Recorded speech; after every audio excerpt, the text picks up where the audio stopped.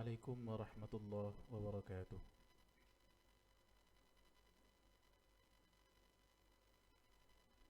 أعوذ بالله من الشيطان الرجيم.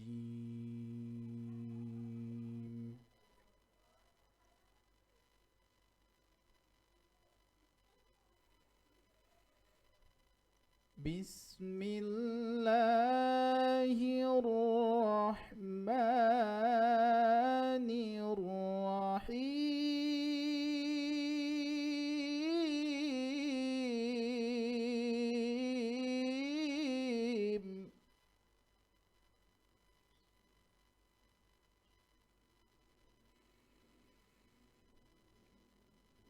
يا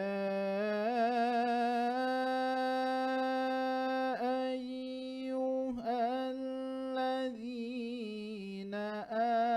آمنوا كتب عليكم الصيام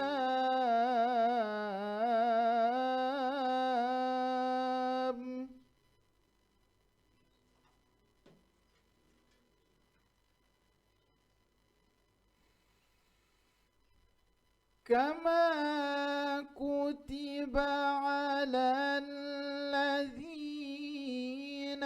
من قبلكم لعلكم تتقون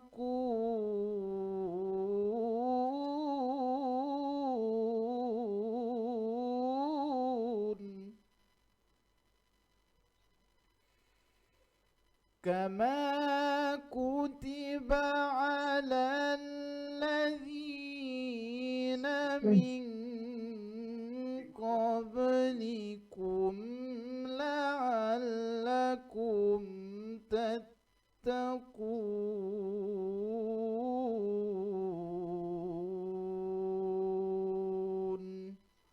صدق الله العظيم. السلام عليكم ورحمة الله وبركاته. Assalamualaikum warahmatullahi wabarakatuh. Bismillahirrahmanirrahim. Hamdan wa syukran liman faddala syahra ramadana ala baqiyatis syuhuri. Salatan wa salaman ala sayyidina Muhammadin sahibil mafakhiri wa dzikril masyhuri wa ala alihi wa ashabihi awla taufiqi wal hidayati minal azizil ghafuri ala tabi'ina wa tabi'it tabi'ina lahum bi ihsanin ila yaumil hasyri wan nusyuri. Para pemirsa Seperti TV yang berbahagia, pada kesempatan ini pada Ramadan yang kelima kita akan mencoba untuk mengulas dan mengurai sebuah kitab yang berjudul Pedoman Puasa yang ditulis oleh Syekh Sulaiman Ar-Rasuli. Kita sadari bahwa karya Syekh Sulaiman Ar-Rasuli yang berjudul Pedoman Puasa ditulis berdasarkan adanya permintaan dari sebagian saudara masyarakat Minangkabau di waktu itu, sekira tahun 1936 Masehi.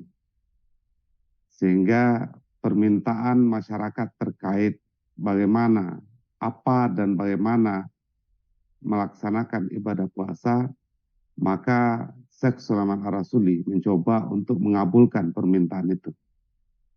Sehingga tepat pada tanggal 27 September 1936 atau bertepatan dengan 11 Rajab 1355 Hijriah, karya tulis yang berjudul Pedoman Puasa itu selesai diterbitkan. Sebelum lebih jauh mengulas dan mengurai tentang isi kitab Pedoman Puasa yang ditulis oleh Syekh Sulaiman Ar-Rasuli, ada sedikit banyaknya pada kesempatan ini saya menyampaikan tentang catatan sejarah Syekh Sulaiman Ar-Rasuli itu sendiri. Pertama, beliau memiliki nama lengkap Syekh Sulaiman Ar-Rasuli dengan gelar adat Malin Mangiang. Dilahirkan di Candung, Kecamatan Candung, Kabupaten Agam, Sumatera Barat pada bulan Muharram 1297 Hijriah atau bertepatan dengan 10 Desember 1871. Kemudian beliau melaksanakan proses pendidikan.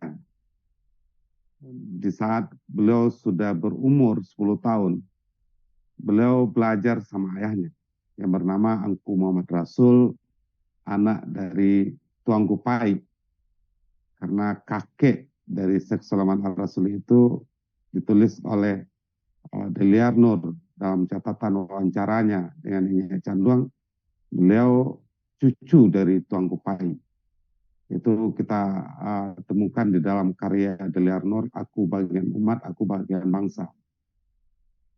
Kemudian memasuki usia 10 tahun, Syekh Sulaiman Ar-Rasuli diserahkan ke Syekh Abdurrahman untuk belajar Al-Quran, khususnya dalam ilmu tajwid dan tahsinul qiraah. Syekh Abdurrahman kita tahu beliau adalah seorang alim ulama besar dan salah satu pembawa Islam di daerah Dare.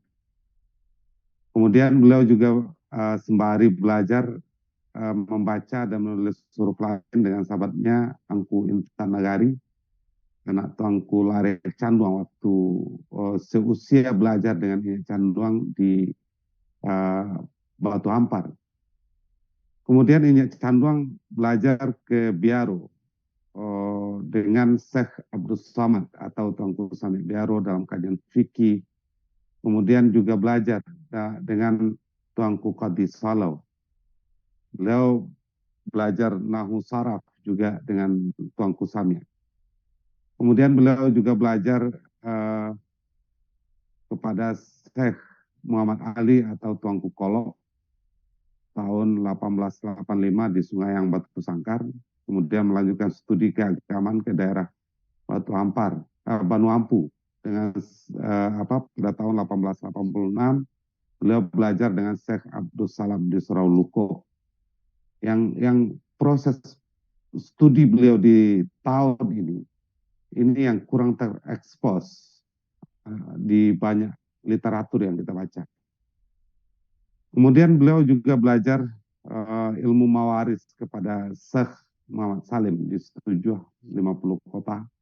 Kemudian Inyak Canduang juga belajar kepada Syekh Yahya Mage di saat berumur 20 tahun. Dan di saat selesai belajar di umur 20 tahun itu beliau berangkat ke Halaban dan belajar dengan Syekh Abdullah Halaban selama 7 tahun. Dan beliau adalah mantu dari Syekh Abdullah Halaban. Kemudian beliau lanjut belajar pada tahun 1903 itu ke Mekah Al-Mukarramah sembari melaksanakan ibadah haji. Beliau belajar dengan Syekh Ahmad Khatib Al-Minangkabawi, beliau belajar dengan Syekh Nawawi Al-Bantani, beliau belajar dengan Syekh Mukhtar At-Tarid, kemudian Syekh Sayyid Umar Bajanet, kemudian Syekh Sayyid Babasil Al-Yamani. Maka ketika kita telusuri dan kita hitung lama proses belajar beliau, itu selama 36 tahun. Maka proses belajar selama 36 tahun tambah 10 tahun masa asuhan orang tua, maka di umur 46 tahun itu menjadi umur kematangan beliau untuk menulis. Dan karya pertama beliau itu lahir di tahun di tahun 1919. Itu bicara soal Al-Mi'raj, Mu'az, kemudian wafat Nabi, Al-Qaulul Kashif, Al-Ibtal Hifzi, Izalatul Dalal. Beliau masih menggunakan penyematan nama Al-Fakir Al-Miskin. Kemudian karya beliau yang paling akhir, kalau tadi itu karya paling awal di saat di tahun 1919, dan karya beliau terakhir itu diterbitkan tahun 1954. Ini berjudul Tablighul Amanah fi Izalatil Munkarat wa Syubhat. Itu karya paling akhir dari total karya yang sudah berada di tangan kita sebanyak 21 judul. Nah, baik, itu mungkin dari aspek proses belajar ini Canduang, kemudian karya tulis yang beliau urai dari masa pertama sampai masa terakhir. Dan karya yang akan kita bedah hari ini adalah karya yang diterbitkan tahun 1936 yang berjudul Kitab Pedoman Puasa. Ketika kita bicara soal Kitab Pedoman Puasa, itu artinya kita bicara soal fikih. Berbicara soal fikih, kita berbicara soal apakah memang fikih itu adalah sebuah keilmuan atau tidak. Maka dalam kajian Islam, ada syarat utama, ada 10 syarat, 10 pokok utama bahwa sebuah pengetahuan itu dianggap, dicap atau berada pada posisi keilmuan.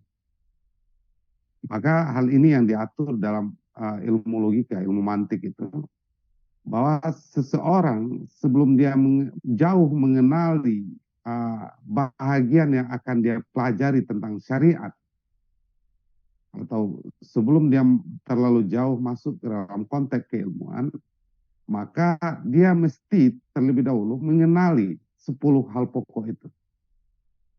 Apa yang 10 itu? Yang pertama had, definisi keilmuan. Kemudian maudhu, objek apa yang dikaji.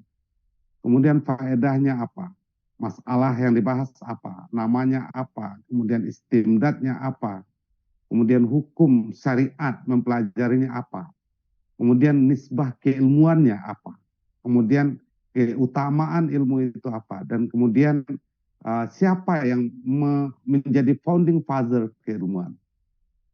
Maka bicara soal fikih, maka definisi fikih itu adalah al-ilmu bil ahkami asyar'iyyati al-amaliyati al-muktasabu min adillatiha tafsiliyati. Fikih adalah mengetahui atau mengenali dengan seluruh hukum. Hukumnya yang mana? Hukum yang bersifat syariat. Jadi kalau bicara soal hukum, itu cakupannya luas. Tapi ketika bicara soal fikih, dia bicara soal hukum syariat. Hukum syariat itu masih umum. Maka dikait dengan sifat satu lagi, al-amaliyah. Jadi fikih itu adalah mengenali hukum syariat yang sifatnya amaliyah. Lagi, mana kaitnya? Al-muktasabu min adillatiha tafsiliyah. Yang digali, yang diproses ilmu dan hukum itu dari proses usaha, ijtihad, dari dalil-dalilnya fikih yang tafsiliyah. Maka yang fikih itu adalah karena dia berada pada titik ijtihad ulama, maka dia pasti berpotensi khilafiyah. Tidak mungkin sesuatu yang dihasilkan dari ijtihad tidak akan tercipta khilafiyah. Maka lagi-lagi kita sampaikan definisi fikih adalah mengenal dengan hukum syariat yang sifatnya amaliyah, yang dia merupakan hasil dari ijtihad.